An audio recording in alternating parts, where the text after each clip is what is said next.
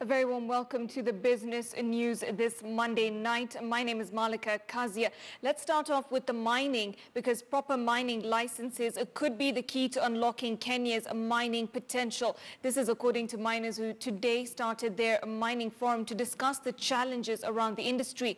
The two-day forum is meant to deliver an essential platform for key stakeholders in the industry in order to facilitate and accelerate the development of their operations, as well as the mining sector in Kenya. Mining businesses have on the first day raised concern on the treatment of small-scale miners, with most of the investors calling for a review of the Mining Act 2016 if the sector is to contribute to the Big Four agenda fully. Enlighten us, and this doesn't really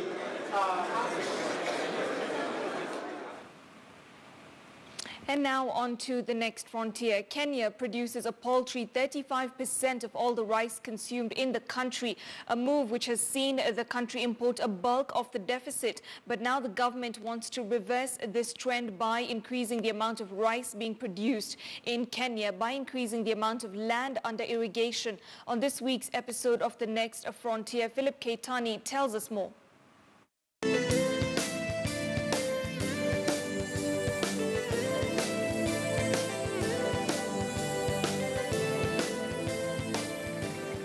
As rice continues to stamp its authority on Kenyan tables as one of the top staple foods, its demand is now putting a strain in the country's rice-producing regions, with the water and other resources being stretched to its breaking point.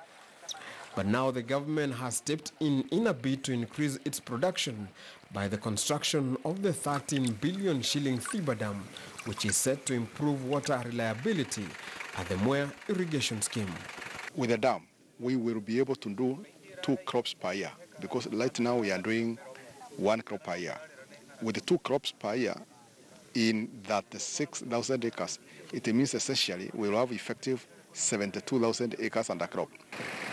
The scheme has a gazetted area of 30,350,000 acres, out of which 20,000 acres have been developed for the paddy rice production, while the remaining area is utilized for settlement, public utilities, and growing of subsistence crops. We are trying to introduce also what we call hybrid rice, which has a production of about 11 to 12 tons per hectare.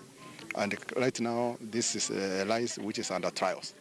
Kenya spends up to 7 billion shillings annually importing rice, mainly from Asian countries, with Mwea irrigation scheme producing over 42,000 metric tons of rice every year, which represent 80% of local production. As a government, we want to ensure that we bridge this gap so that eventually we don't spend money in importing foodstuffs in the country. Currently, the National Irrigation Board, which is implementing the expansion project, is currently working on the settlement plan to move over 300 families in Gishugu constituency, where a 10 square kilometer water reservoir will be constructed. The construction of the dam is to ensure that we have sufficient water so that we do 2 crops in a year. In addition, there is also a new technology which we've developed here to ensure that after harvesting, we also grow what is referred to as ratoon. The scheme has about 74 kilometers of main and branch canals, 350 kilometers of main feeders, more than 1,000 kilometers of on-farm feeder canals, 200 kilometers of drainage canals, and over 1,000 kilometers of road network. Serikali kupitia kwa general manager, kupitia kwa ministry, watafute namna vile rehabilitation itakafanywa kwa canals. These farmers are expecting a bumper harvest this season, but they are worried about the inadequate market for their crop. Kile ambao ningeomba serikali ifikirie vile jinsi inaweza kuweka pesa kwa mashirika ya wakulima kama NCCB ama MRM, Mwea Rice Mills, ili wakulima waweze kununua mchele yao. Some of the challenges facing the scheme include inadequate irrigation water. This is due to fluctuation in river flows, This is set to be addressed by the construction of the FIBA Dam. Philip Keitany for the Next Frontier.